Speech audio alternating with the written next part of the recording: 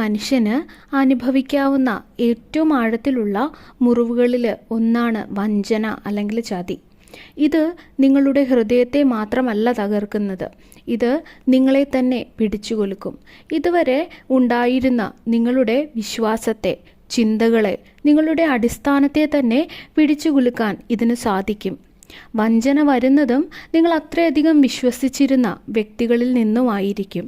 അല്ലെങ്കിൽ നിങ്ങൾ വളരെയധികം സ്നേഹിച്ചിരുന്ന, അല്ലെങ്കിൽ ആർക്ക് വേണ്ടിയാണോ നിങ്ങൾ പലതും സഹിച്ചത് അവരിൽ നിന്നും തന്നെ ആയിരിക്കും. എന്നാൽ നിങ്ങളൊന്ന് മനസ്സിലാക്കുക, ദൈവം ഇതെല്ലാം കണ്ടു.